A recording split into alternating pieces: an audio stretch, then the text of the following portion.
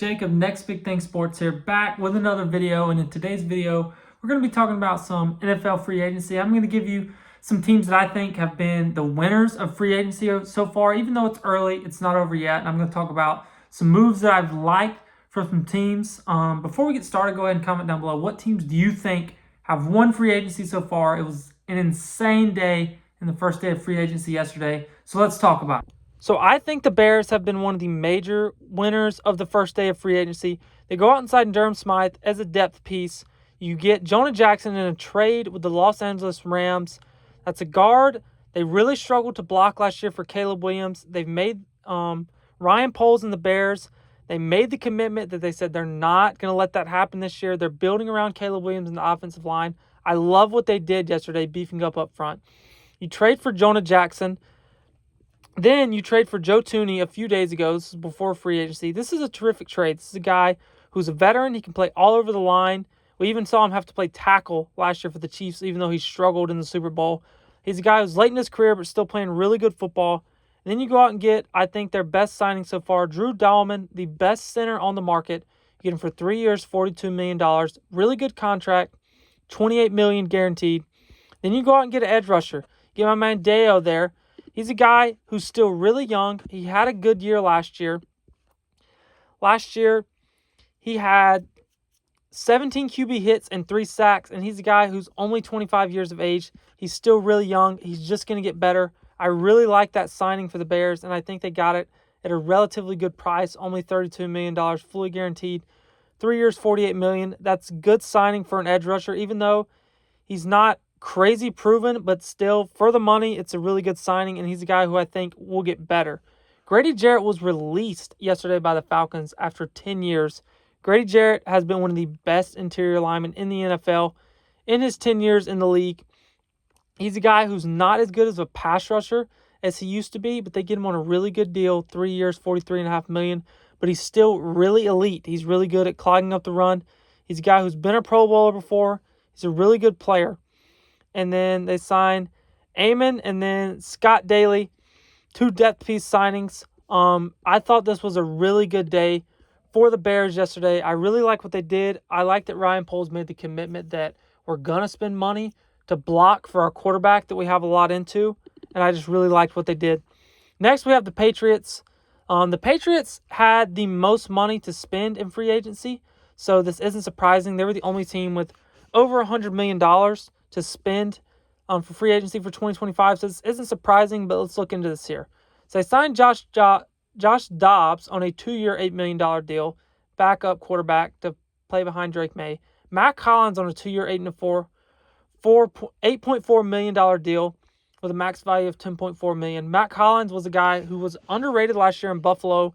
He played with Josh McDaniels before in Buffalo, and McDaniels was the head coach there. McDaniels is now the OC in New England again. I like the signing. You bring back Austin Hooper on a 1-year deal, and then you go out and get an offensive tackle, Morgan Moses, 3 years, $24 million. Again, this is a team, young quarterback. They've made the commitment. We're going to beef up our offensive line. And then I like this. What they did on the defensive line yesterday, I love both of these moves. Harold Landry and Milton Williams. These are both guys that I think are terrific players.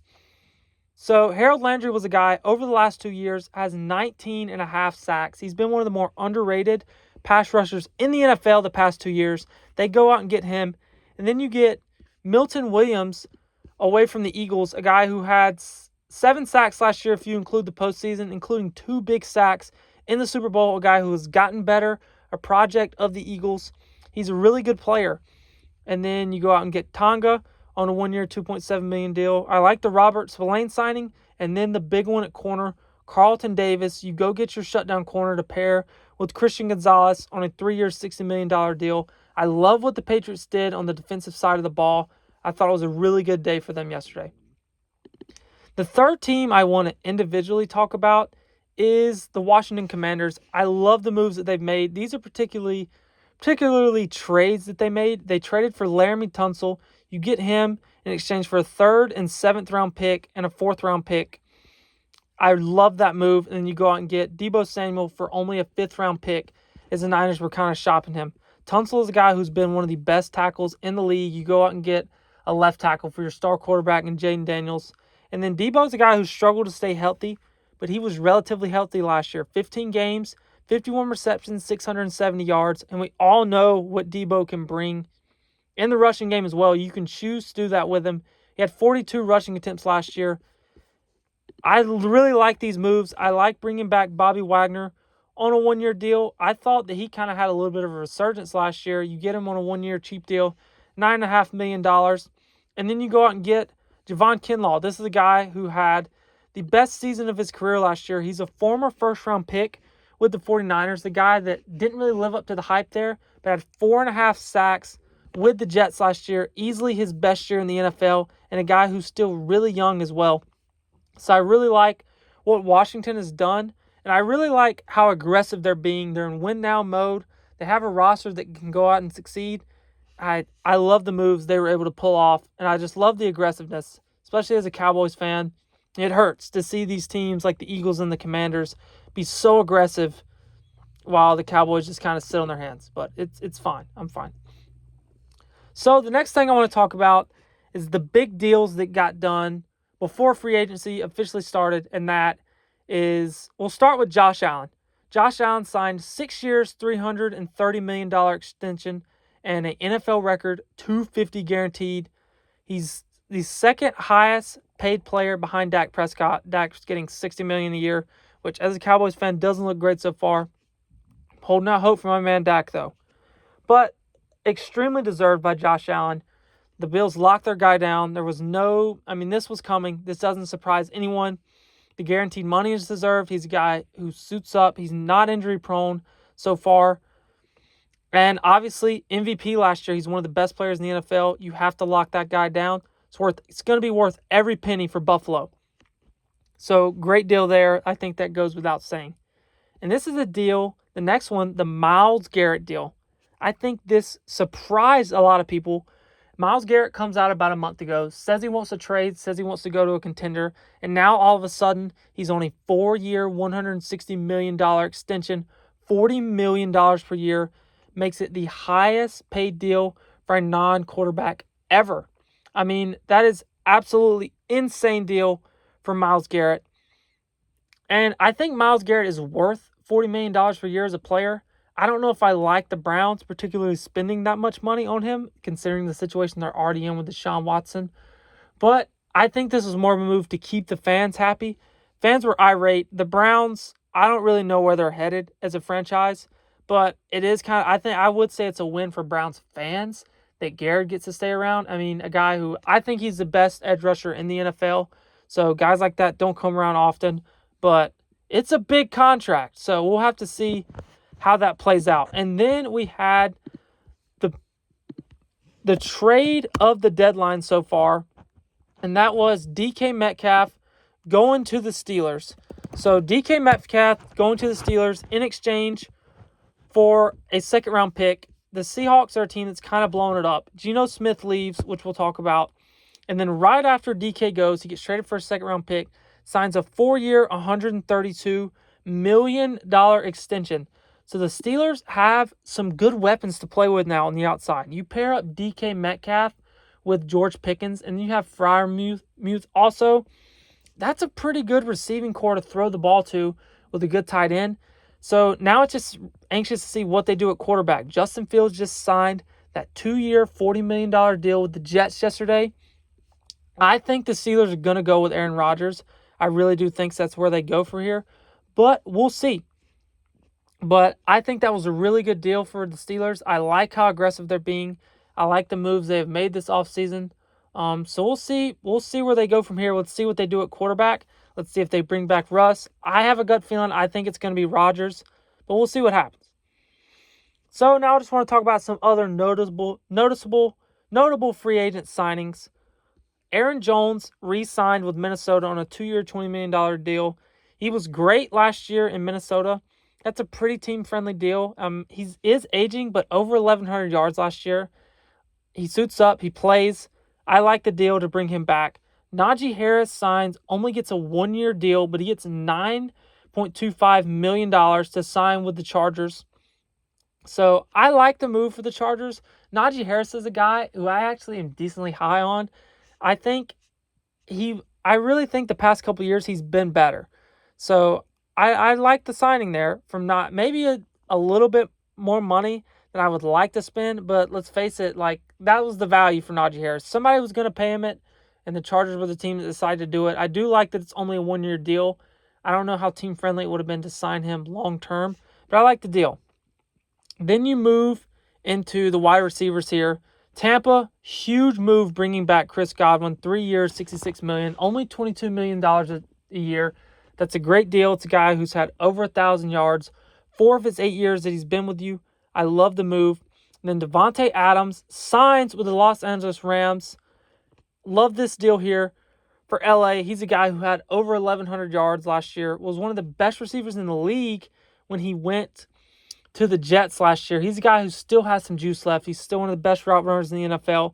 2 years, $46 million. It's a good contract. It gives Matthew Stafford another weapon. We know Cooper Kupp's going to walk. It's interesting to see where he ends up. But I really like the deal for Los Angeles, $30 million guaranteed. And then this one down here, I think this is one of the more underrated signings of the offseason. Joshua Palmer to the Buffalo Bills for 3 years, $36 million. If you look at the stats for Josh Palmer, he's a guy that numbers-wise, last year's 39 receptions, 584 yards. But if you turn on the tape, like he's a freak, man. Like he's big, he's fast, he has good hands. I think that he can be a really good weapon for Josh Allen. He's a guy that obviously isn't going to be asked to be a wide receiver 1, and that's not what he is. I'm not saying Josh Palmer is a guy who's going to have 1,400 yards next year, but I think he's going to thrive playing with Josh Allen. I think he can be a really good wide receiver 2 or 3 for Buffalo, along with Khalil Shakir and Dalton Kincaid at tight end. I think they're going to get the most out of him, playing along Keon Coleman as well. I really like that signing for Buffalo. I think it's one of the more underrated signings of the offseason, especially for the value. And last thing I want to pull up here is some of the edge rushers. Khalil Mack, who has been resurgent the past 2 years, one of the best rushers in the NFL still. Chargers pay the man, get him back. You heard John Harbaugh, what he said when you saw him go on the Pat McAfee show a couple weeks ago. Pay the man, and they paid the man. 1 year, $18 million. Josh Sweat leaving the Eagles. The Eagles losing Milton Sweat. They lost a couple of key pieces on their defensive line. Sweat's going to the Cardinals, 4 years, $76 million. Sweat is a guy who's one of the better pass rushers in the entire NFL. He had 8 sacks last season.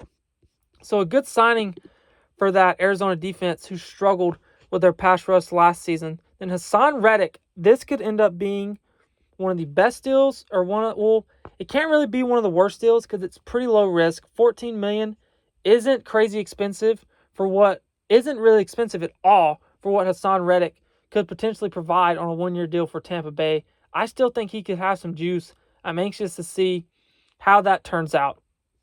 Chase Young going back to the Saints. He had a resurgent year last year, 3 years, $51 million. I like that deal for New Orleans.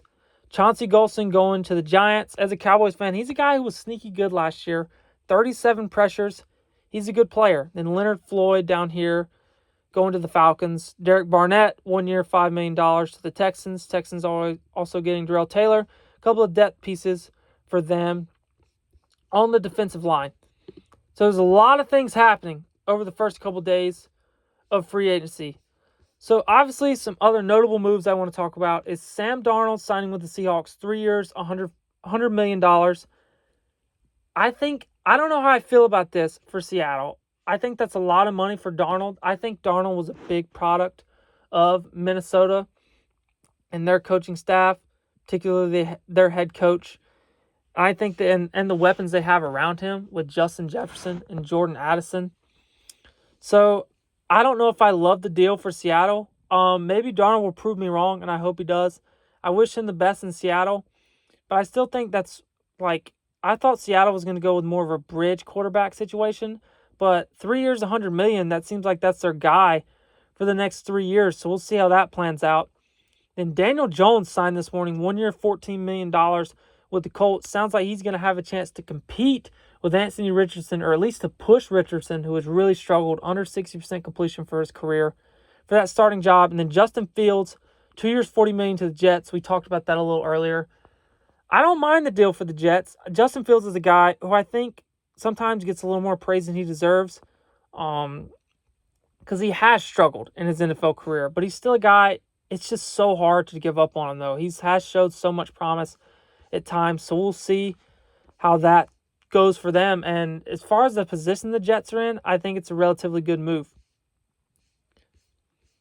Some other notable free agent signings is Zach Ertz is back on a 1-year, $6.25 million deal with the Commanders. What a great year he was able to have last year. Ronnie Stanley re-signs with Baltimore for 3 years, $60 million. And then Dan Moore Jr., the Titans go out and get a big offensive tackle, 4 years, $82 million. You got to be able to block. That was another problem in Tennessee last year. Tennessee has a lot more problems in the offensive line. But if you can't block, you're not going to win any games in this league. But like I said, just a massive day in NFL free agency yesterday. Javon Hargrave, another signing, notable signing, going to the Minnesota Vikings. And another signing I want to talk about, what I think maybe one of the best signings of the day, is the Detroit Lions getting DJ Reed for 3 years, $48 million. You lose your number one cornerback, Carlton Davis. You go out and get Reed for cheaper. He's a guy who's almost on par, in my opinion, with Davis. You get him for $12 million cheaper. I love this signing, and I love what the Colts did and their back end of their defense and their secondary as well. You go out and get Javarius Ward for 3 years, $60 million, and then you also go out and get Cam Bynum for 4 years, $60 million. Just terrific moves across the league yesterday. A lot of guys on the move, and there will be more to come. That's just some notable, and there's some more. I could go on and on with all these moves that were made yesterday. Just tried to go over the most notable and just kind of keep this video relatively short. But thank you guys for listening. Comment down who you think has had the best free agency so far, who you want your team to grab. And thank you guys so much for watching. Make sure to like and subscribe. Really helps us out. And see you guys next time.